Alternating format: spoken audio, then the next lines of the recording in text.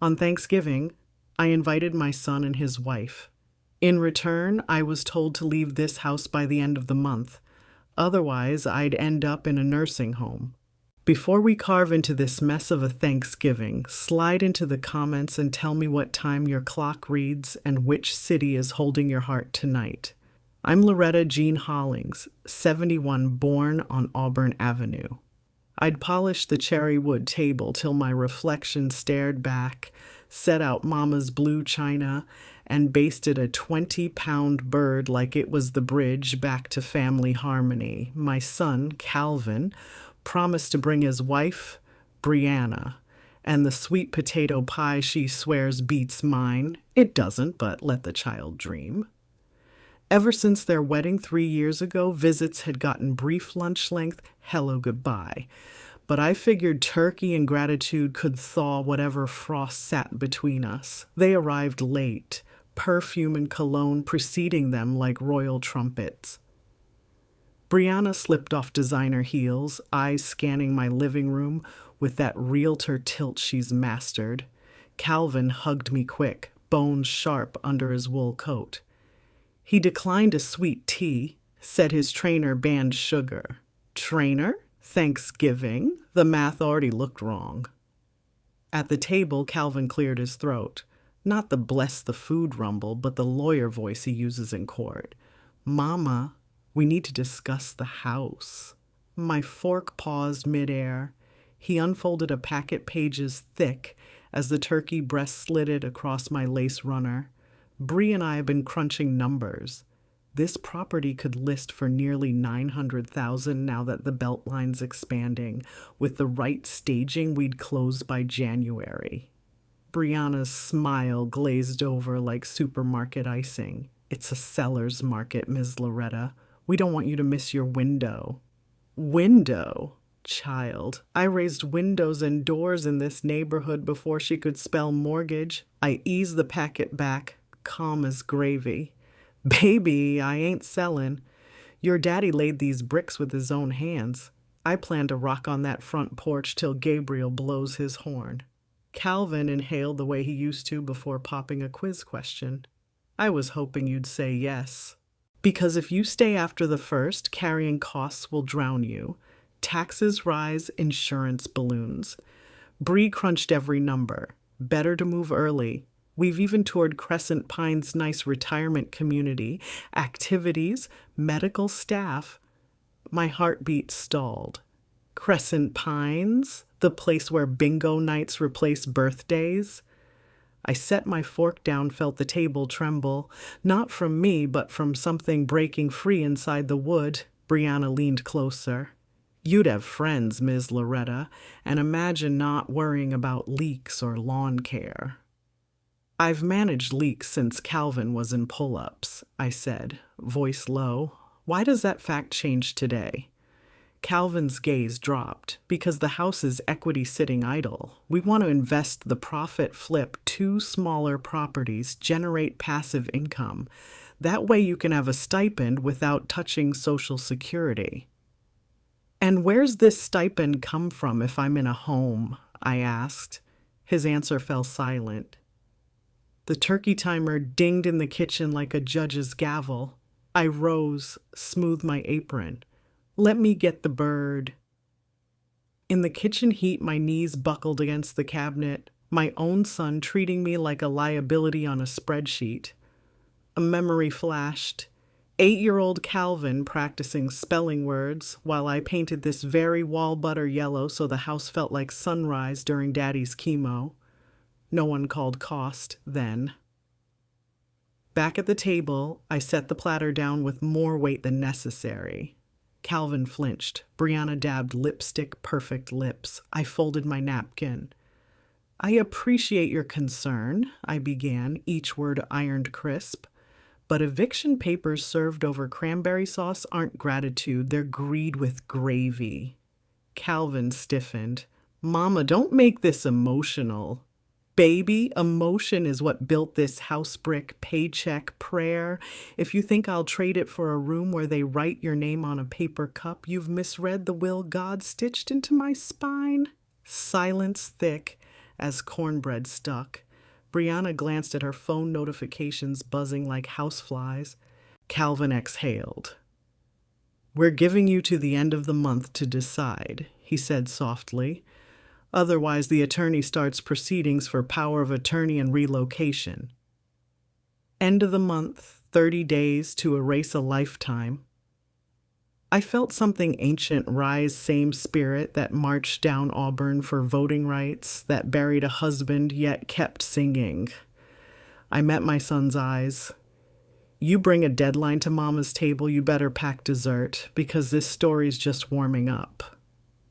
I picked up the carving knife, blade catching chandelier light, not a threat, an omen, carving turkey, carving lies. The first slice whispered across crispy skin, and inside that hush I heard it. The click of a lock on a door Calvin never knew existed, one I was about to open. And let me tell you, sweethearts, once Loretta Jean opens a door, nobody's ready for who walks through next. The knife in my hand did its duty, breast, thigh, wing, while my mind sliced something deeper. I served Calvin a portion just like when he was little. Extra crispy skin, no dark meat, he used to beam at that. Now he stared as though the plate were a subpoena. I poured gravy with slow intention. "Eat, baby. You'll need strength to move my furniture if you plan to haul me out in 30 days. Calvin's throat clicked. He forked a bite, chewed without tasting. Brianna nibbled at air, eyes darting to her phone, maybe checking how property values rose by the minute. I broke the quiet. "Tell me, son, when you toured Crescent Pines, did you see anyone quilting on the porch?" He frowned. "Probably. They have arts programs." "Good. Then I'll teach residents how to stitch a housing deed into a prayer pillow, keep grasping fingers off it." Brianna cleared her throat. "Ms. Loretta, we're not predators. We're thinking about your safety." "My safety's been under this roof since '83, I said. "Weathered hurricanes and heartbreak. Only storm threatening it now is wearing a designer blazer." Calvin's lawyer voice slipped again. "Emotions aside, we can't afford to let $900,000 sit dormant." I leaned forward. "Your father and I let it sit so you could have a backyard big enough for pee-wee football and a room for college posters. Dormancy grows memories, boy, not mold." Lightning cracked outside November's last tantrum. Brianna flinched. I almost thanked the sky for punctuation. Calvin inhaled. "Look, I brought paperwork." He slid a second envelope from his briefcase. "If you agree to list, we'll give you a private mother-in-law suite over our garage. You'll still see the grandbabies every day." A suite over a garage. The same son whose first step landed on this hardwood. My laugh started low, rolled into something rich and bitter. "You're offering attic air in exchange for a legacy? Lord help." Brianna's patience cracked. "This isn't about tearing roots, it's leveraging assets." "Assets?" I tapped the table. "You're eating soul food off an asset? Mind the crumbs." Calvin rose, frustration rippling. "Mama, we're trying to spare you future burden." Future burden? I stood too, heat blooming in my chest. "Child, I buried your daddy while nursing my own mama. I balanced 2 jobs and night classes so you could quote case law. Burden's a word I outlived." The chandelier flickered. Storm stole a breath of power, then relit. I saw Calvin's face soften, memories stirring, but Brianna squeezed his hand, whispering numbers I couldn't hear. I inhaled steady. "All right. Let's be plain. Y'all want this house? You'll need more than a deadline. You'll need a court order, a moving crew, and a miracle to outrun the history in these walls." I pointed to family photos marching up the staircase. Calvin in cap and gown, Daddy holding fresh-painted porch rail, a baby Brianna meeting our Thanksgiving spread for the first time. "Those aren't decorations, they're witnesses." Brianna pressed her lips thin. Calvin gathered his coat, shame flickering. "We'll come back tomorrow," he said, "maybe when emotions cool." I shook my head. "Tomorrow I'll be meeting with Pastor Ellis and the neighborhood land trust attorney. You ever hear of a life estate covenant? Let's elders stay till glory calls." Their confusion tasted sweet as candied yams. By New Year's, this house will be protected ground. Brianna's phone buzzed. Perhaps the first realtor she'd texted under the table, her plan crumbling like dry biscuit. At the door, Calvin paused. Rain lashed the azaleas. Thunder grumbled. For a second, he looked 5 again, afraid of night storms. "Mama, don't shut us out," he pleaded. I softened. Love's reflex then steadied. "I'm not shutting you out, baby. I'm locking greed out. If you find your way back with empty hands and a humble heart, the key's under the mat like always." He nodded, rain pooling on the porch behind him. Brianna hesitated, then followed. The door closed. I slid the deadbolt slow, same rhythm Daddy used when neighborhood rumor said trouble might come knocking. I leaned against the wood, exhale trembling, but not from fear, from resolve. Power flickered again. I lit the hurricane lamp Daddy kept for outages. Warm glow hugging the room, turkey cooled on china, gravy stilled.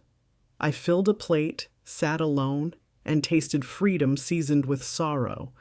Sometimes liberation costs everything you thought you'd already paid. I opened my notebook, ink flowing like storm water. Contact Atlanta Land Trust. Call Pastor Ellis about pro bono counsel. Pull deed, tax records, utility bills. Record today's conversation. Memory fades. Facts don't. Lightning flashed, illuminating the final note I scribbled. Build a plan before they build a case.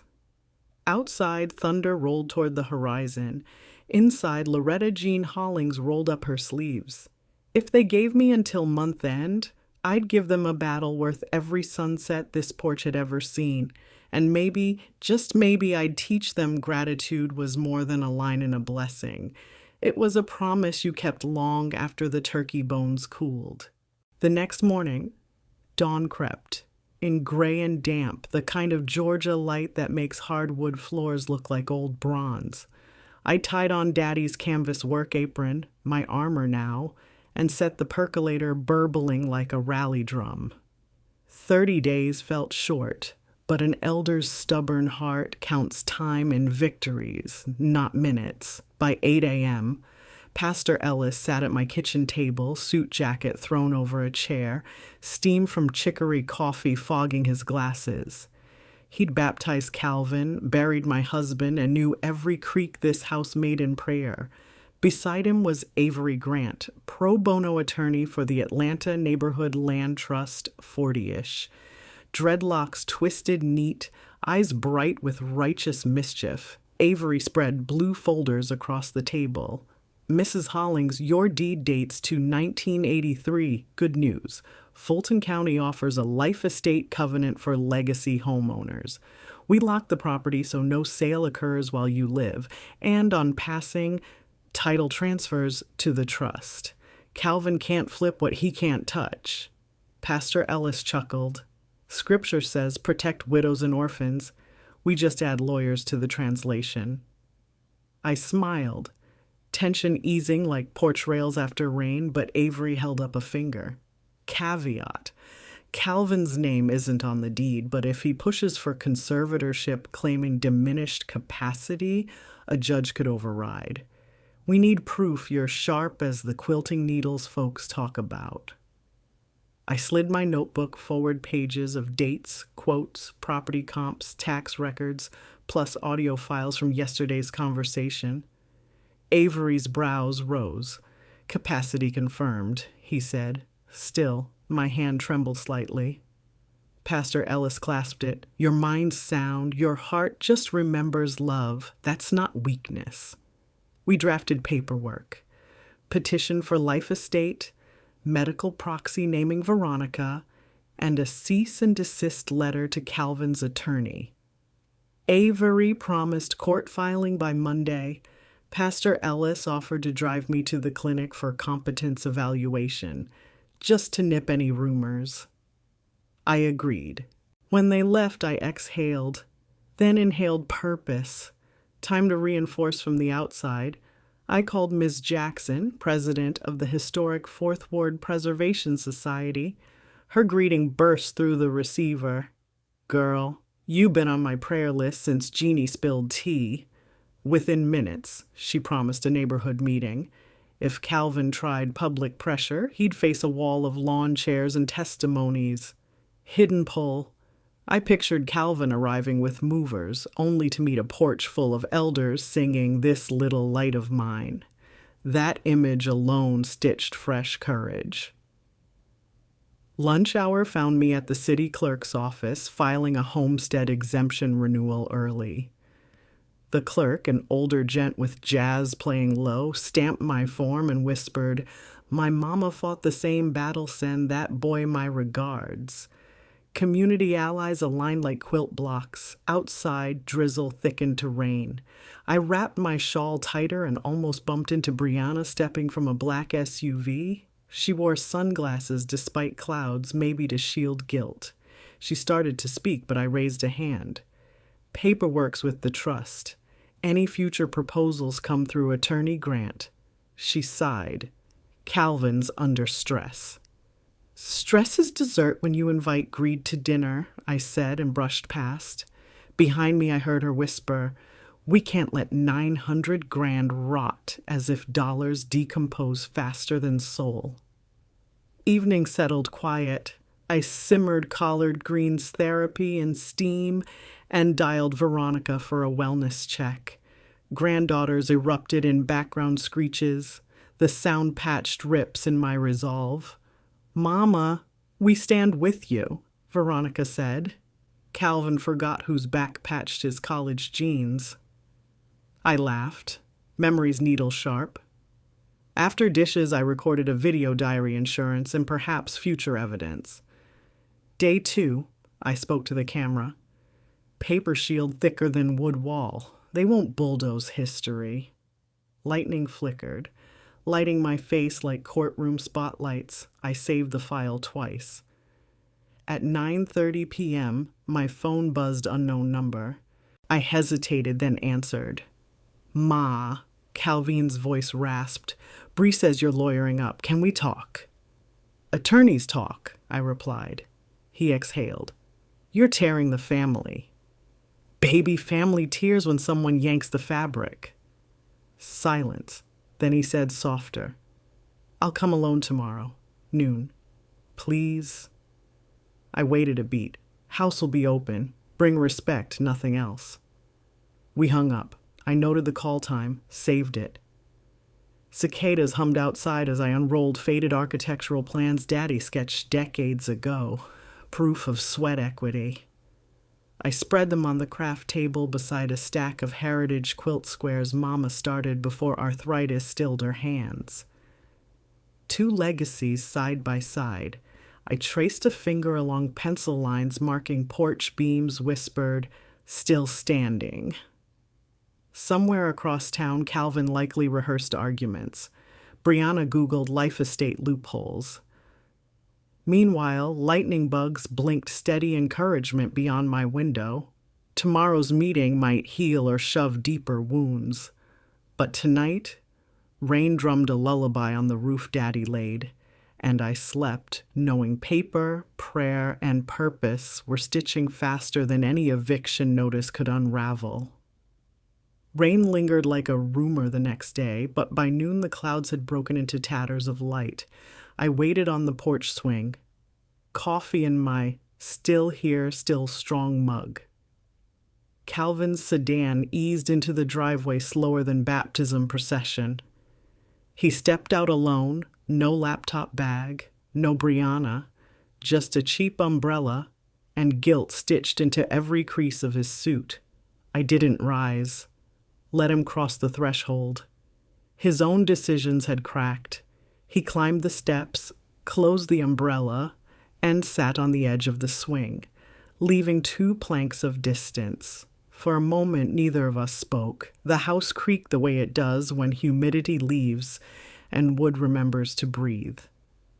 Finally, Calvin cleared his throat without the lawyer tone. "Mama," he began, eyes on the floorboards. "Yesterday was wrong." He exhaled.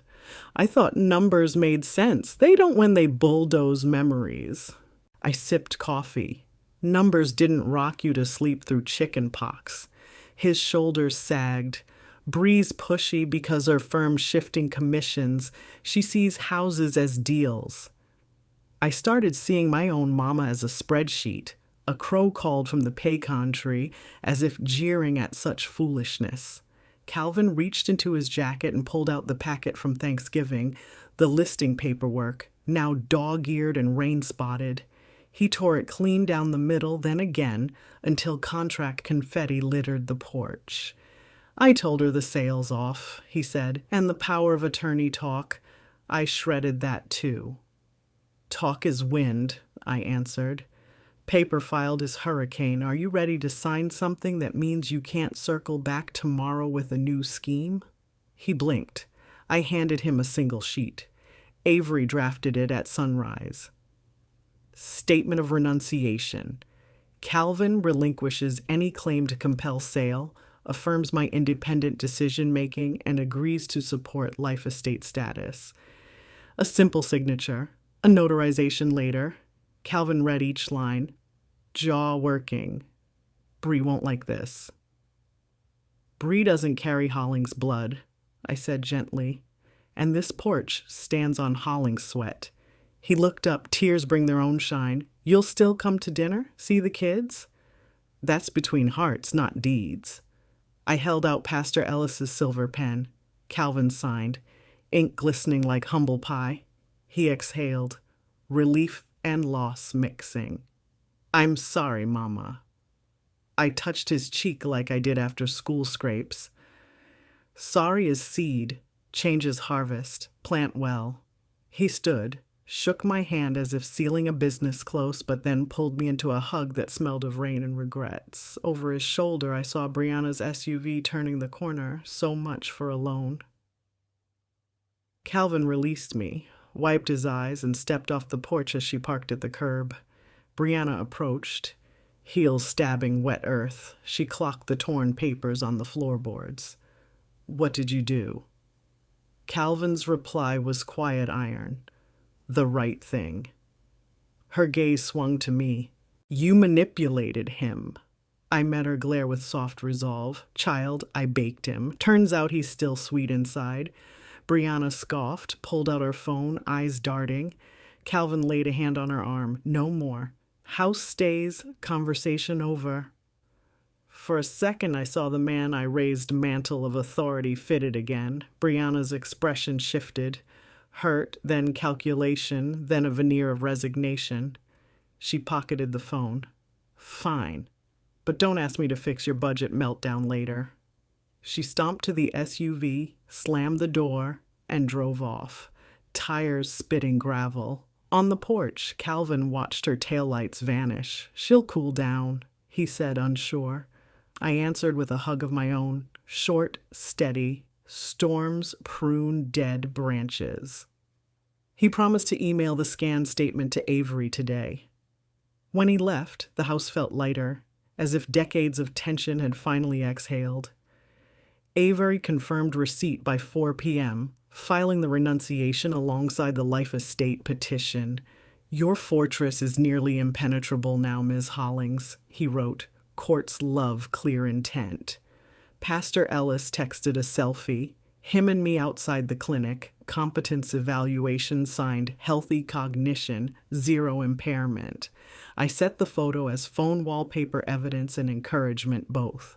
Jeannie strolled over at dusk with pumpkin bread. "Saw Junior hugging you? Peace treaty?" I nodded. Armistice, at least. We sliced warm bread. Butter melted into spicy sweetness while the porch caught golden hour. Across the street, Ms. Jackson posted flyers for Tuesday's preservation meeting just in case. Neighborhood kids practiced double dutch on the sidewalk, chanting rhymes about castles and thieves. My castle. Safe for now. I carried the last slice of bread to my craft room, laid out Mama's quilt squares. Their faded calicos looked softer tonight, ready for joining. I pinned two together, needle gliding through cloth like forgiveness through skin, still leaving a scar, but holding firm. Outside, the first true chill of late fall brushed the window. I folded a finished section over the sill for a moment, letting night air breathe into fabric.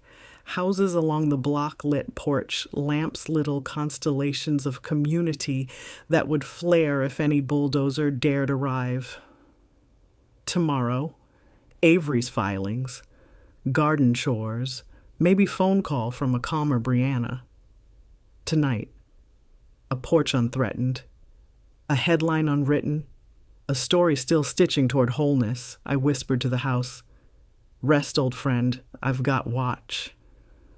The rafters seemed to sigh back, settling into a sleep-only legacy timber nose strong, creaking eternal. 2 weeks passed, and the house sat calm as a hymn, at least on the surface. But peace has a way of testing its own nails, and mine were about to squeak. It started with a pale blue envelope from the Fulton County Zoning Board. I found it wedged between a holiday charity flyer and the electric bill. Inside, notice of a public hearing on a variance request to repurpose a single-family dwelling for short-term luxury rentals. Applicant, Brianna K. Carter, Realtor. Date, 10 days out. My pulse stuttered. My life estate filing wouldn't be stamped final until the judge signed next month. She was trying to sneak a loophole through the back door while Calvin played diplomacy on the porch. I dialed Avery. He answered on the first ring. "Saw it too," he said. "Good news. Your deed still stands. Bad news. If they approve the variance before our order records, she'll have ammo for appeal. We need bodies at that hearing." His keyboard clacked background percussion. I'll prep an opposition brief, but community voices shout louder. Community voices. I texted Ms. Jackson, Jeannie, Pastor Ellis, and half the phone tree. Within an hour, the neighborhood group chat ping-ponged like popcorn. I'll bake muffins for sign makers. My grandson's band can play protest blues outside City Hall. Loretta, we've got you. The following morning, a Saturday bright with pecan gold leaves, we transformed my dining room into campaign HQ. Yard signs sprouted across the table, painted in bold block letters. Keep Hollings home historic. No to short-term greed. Houses are for memories. Teens from the block dipped brushes, the youngest humming, "We shall not be moved," while Jeannie parceled plastic ponchos in case of rain. I stood at the head of the table cutting poster board. Mama's sewing shears biting clean through cardboard with satisfying snips, but beneath my bustle doubt gnawed. Calvin hadn't called since the renunciation. Brianna's variance move felt like betrayal by proxy, and I couldn't tell whether my son was blind to it or powerless. Either way, we'd find out soon enough. Monday brought chilly drizzle and a box on my porch. No return address, only Loretta, scrawled in Calvin's handwriting. Inside, Daddy's carpenter's level, the cedar-handled hammer, and a note, "Mama." I found these in the garage, figured they belong with the house he built. I'm trying to make things right, even if Brianna can't see it yet. We're talking. See, I traced the hammer's worn grip, felt echoes of nails driven in summer sweat. Calvin's olive branch landed weighty as oak, yet grew heavier with what wasn't said. Would he stand at the hearing or let silence side with profit? I slipped the level onto Daddy's workbench by the basement window, whispered, "Guide him straight if you can." Wednesday afternoon, Ms. Jackson burst through my screen door, breathless. "Girl, you trending." She shoved her phone in my face. A real estate blogger had posted an article, "Historic Homes Wasting Potential, Why Elder Holdouts Hurt Atlanta's Growth." The thumbnail, A zoomed photo of me on my porch in rollers, coffee mug mid-sip captioned legacy or laziness, comments brimmed with keyboard critics, sell and enjoy Florida, boomers hoarding equity, put granny in a condo. Heat crawled my cheeks, but indignation cooled it like ice water. If they want a quote, I muttered, I'll embroider it on a banner. Ms. Jackson grinned wide enough to split rain clouds. That's the spirit. Town hall's gonna be a barn burner. Avery called minutes later. I traced the blogger. Turns out she's a colleague in Brianna's brokerage. Conflict of interest city. He chuckled darkly. Filing an ethics complaint tonight. I thanked him, hung up, and added another bullet to my growing strategy list. 2 days before the hearing, Calvin arrived unannounced, carrying pizza from our old neighborhood parlor. We sat in the kitchen under the soft whir of the ceiling fan neutral territory. I didn't know about the variants until yesterday, he said, eyes tired. Brianna filed behind my back. When I confronted her, well, she doubled down. Says if the board greenlights, we can refinance and still honor your life estate later. He exhaled. Mama, I told her that's dishonorable. I studied him like a quilt pattern checking seams. And will you say that into a microphone Thursday night? Calvin swallowed cheese hard. Yes. A small word. Big shift. I'll speak against the variance even if it costs my marriage. My breath caught. Baby, houses fix easier than hearts. He shook his head. Not if the foundation's greed. We clasped hands across pizza grease and reparations. In that grip, I felt Daddy's hammer driving nails anew. On the eve before the hearing, I stood at the porch rail surveying candle-lit windows up and down the block, solidarity flickering warm. Kids chalked slogans on the sidewalk. History lives here. Granny stays. A duet of crickets rasped like distant drums. Inside, I pressed the last quilt, square deep brick red patterned with white magnolias, ironed it flat, and set it atop a stack bound for the town hall podium. My speech notes lay tucked beneath, bullet points on legacy, community fabric, and the cost of displacing stories for weekend Airbnb selfies. I set the iron aside, folded my hands. Daddy, I whispered, be the level in Calvin's pocket. Mama, stitch my words steady. Thunder rumbled low beyond the city lights, not a threat but a promise. Tomorrow voices would rise, votes would tally, and porch lights would judge where gratitude truly lived.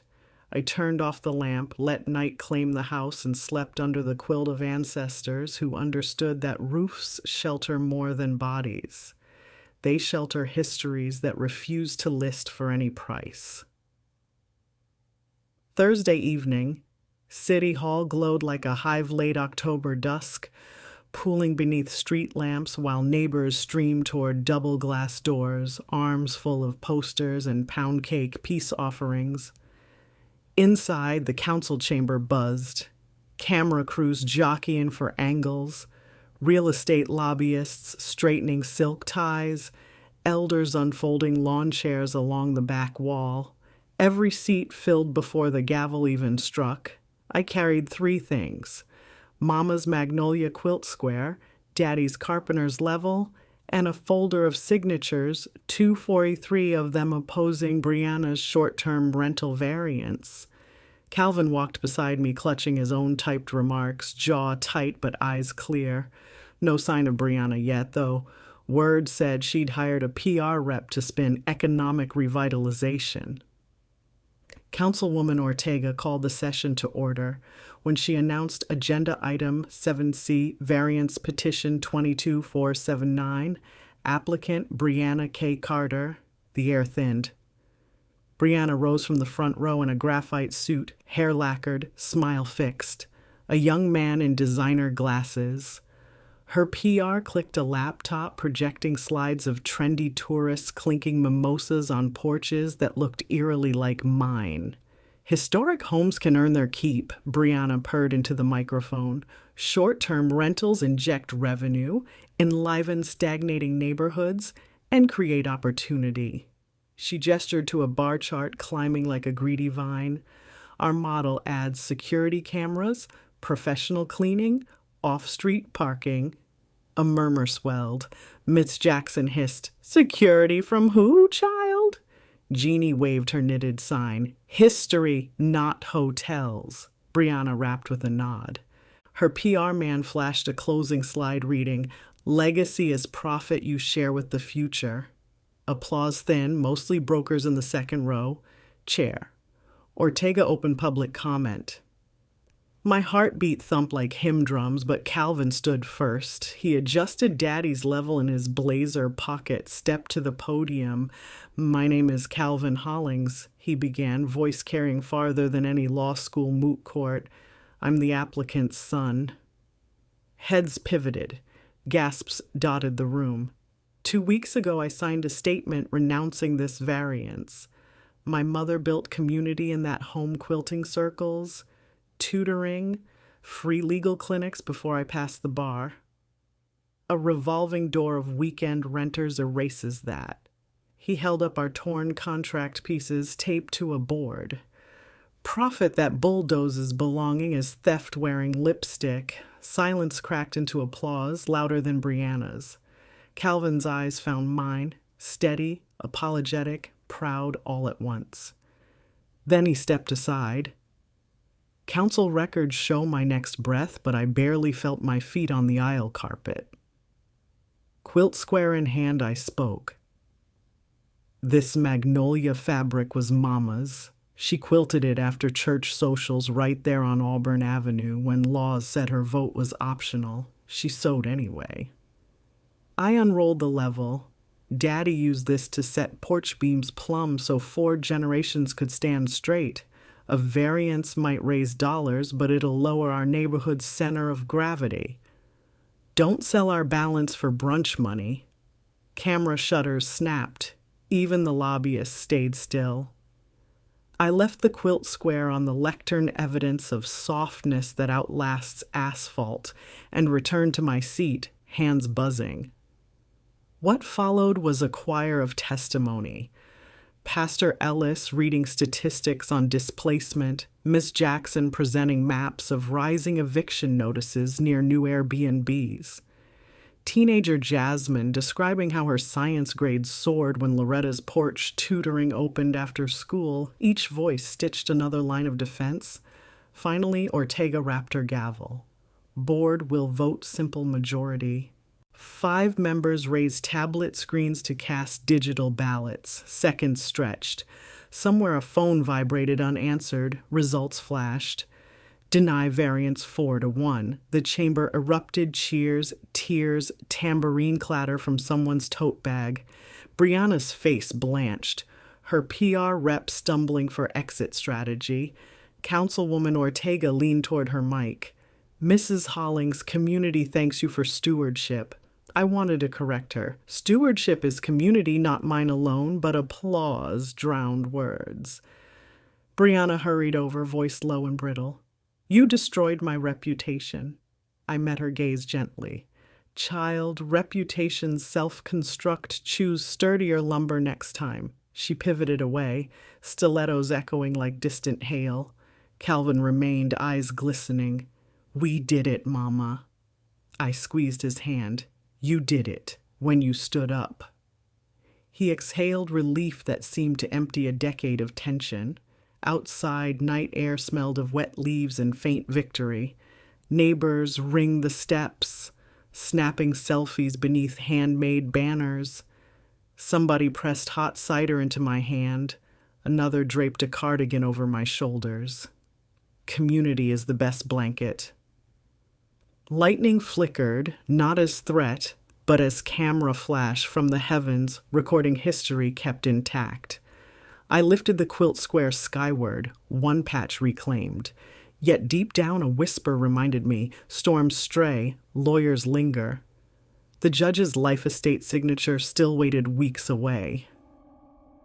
But tonight, porch lights burned bright all along the street, each bulb a promise to guard what we'd won.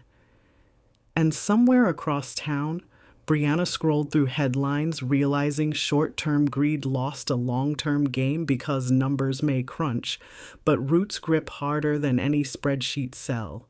If you've stayed with me through turkey tears, contract confetti, and a town hall barn burner, don't blink now. What happened the morning?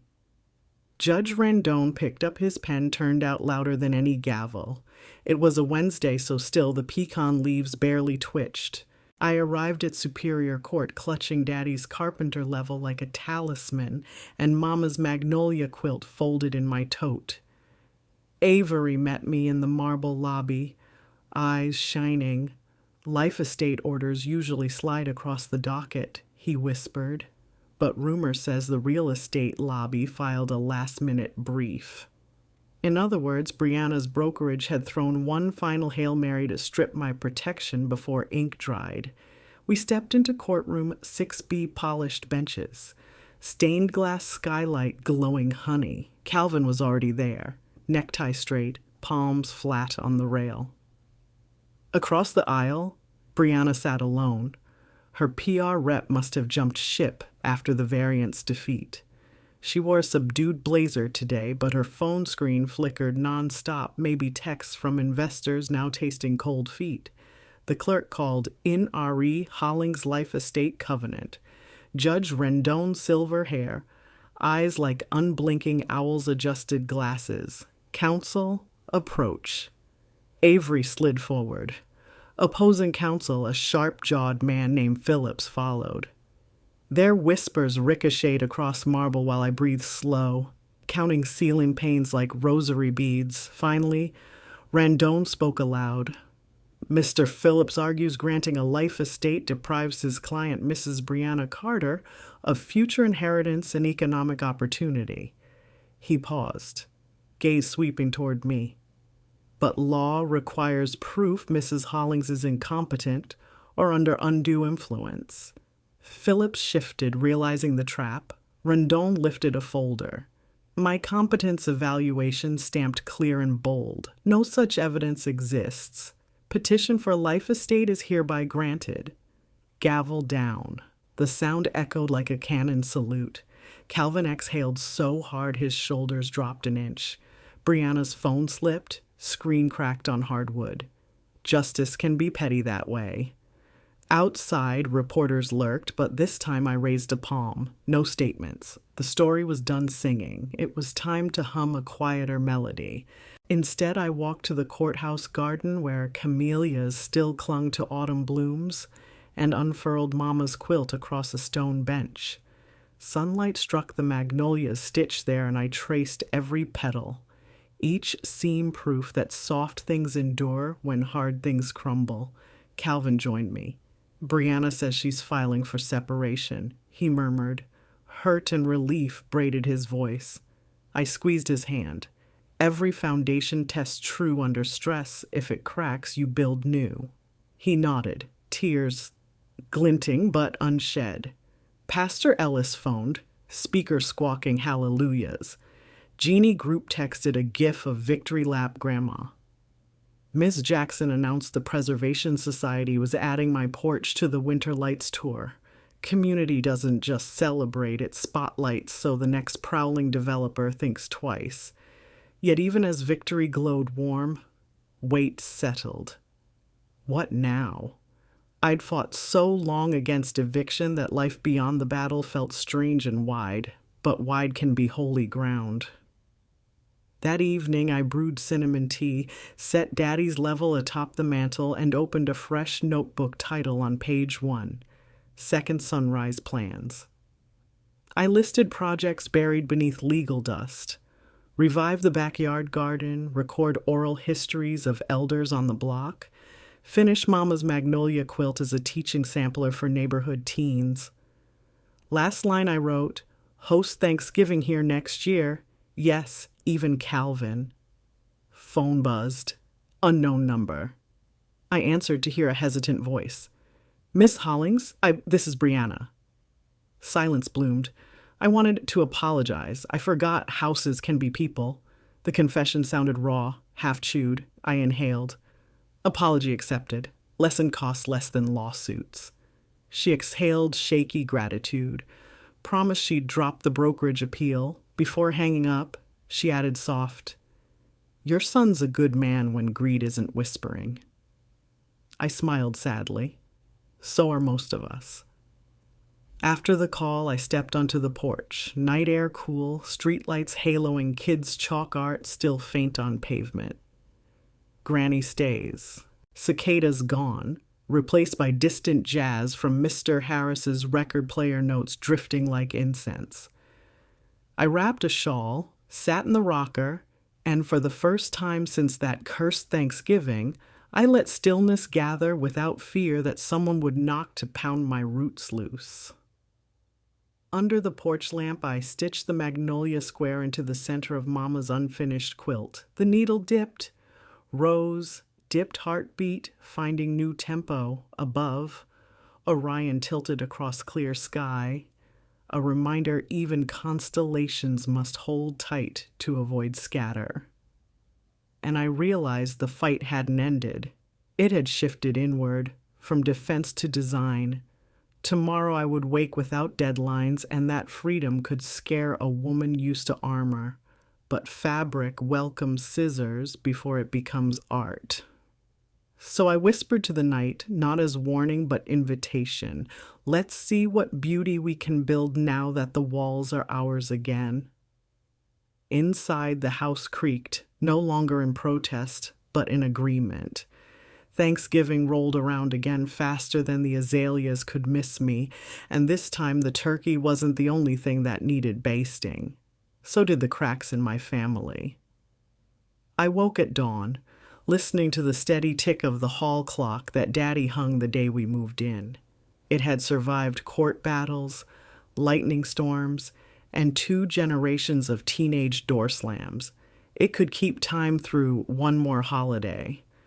The house smelled of cinnamon, sage, and a quiet satisfaction that still felt new on my tongue. I set the long farm table for 11 souls, Veronica's crew of 4, Calvin, yes, Calvin, and the grandbabies, Pastor Ellis, Jeannie, and Ms. Jackson. My crisis cavalry turned inner circle. Every chair wore a quilted placemat stitched from Mama's leftover scraps, magnolias blooming under silverware. At 10 sharp, Calvin's sedan eased into the driveway. He stepped out first, holding a deep dish mac and cheese like a peace treaty. Behind him, the twins spilled from booster seats, shouting, "Grand Grammy!" Brianna wasn't with them. Calvin had mentioned quietly that she'd spend the day with her mother in Valdosta. I read neither defeat nor relief in his voice when he said it. Maybe growth has many accents. He paused at the porch steps, eyes tracing the new brass plaque the Preservation Society had bolted beside the door. Hollings Legacy Home. EST 1983. A smile flickered. "Looks good there," he said. "Earned its spot," I answered, and hugged him tight enough to reboot childhood. Inside, the living room swelled with coat swapping and giggle echoes. Miss Jackson arrived bearing yard sign fragments repurposed into centerpiece lanterns. Cardboard protests turned candlelit art. Jeannie slid her famous pecan pie onto the sideboard, giving the plaque on the mantel an approving nod. Daddy's carpenter level. Polished and perched like a guardian, while sweet tea glasses clinked, Pastor Ellis gathered everyone for grace. We formed a circle. Fingers interlaced, and my mind flashed to the year before. Calvin's eviction papers rustling where our hands now met. The contrast felt almost indulgent. Heartbreak to hallelujah in 12 months flat. Pastor cleared his throat. "Lord, we thank you that a house can be more than lumber.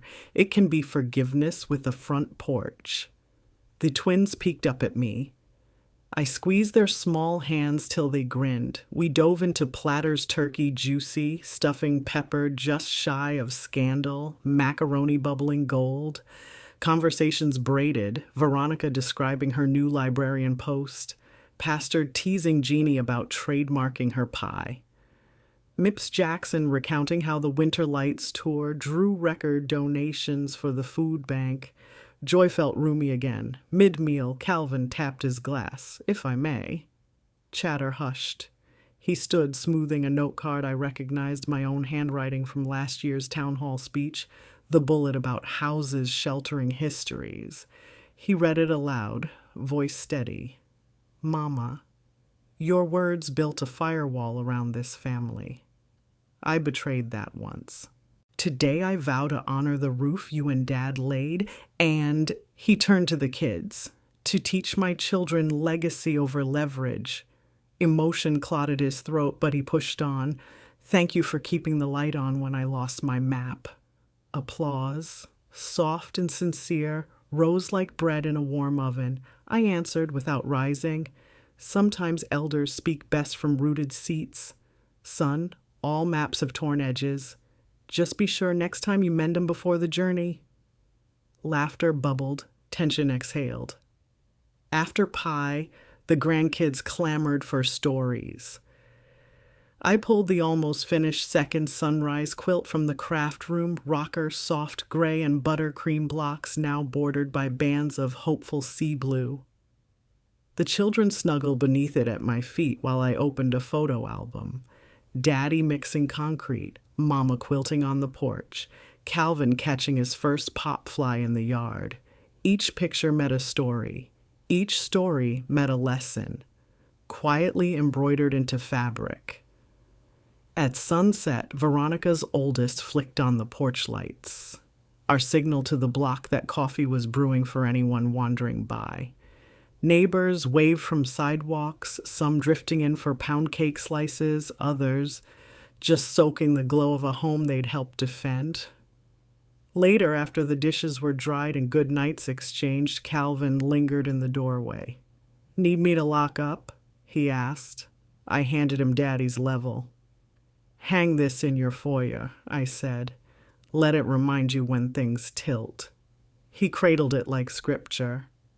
"I will." When the house settled, I carried second sunrise to the porch rocker. Moonlit threads shimmered, and I stitched the last seam while crickets struck up their sleepy choir. Finished, I draped the quilt over the railing so night air could bless it. In the hush, I whispered to the rafters, "We did it." Not victory over flesh and blood, but over the rust that greed sneaks into hearts. The rafters' old timber that had heard both courtroom dread and gospel praise creaked back, sounding a contented amen. Somewhere beyond the oak trees, Brianna perhaps scrolled pictures of our feast the twins posted, learning that legacies grow not by selling roots, but by watering them.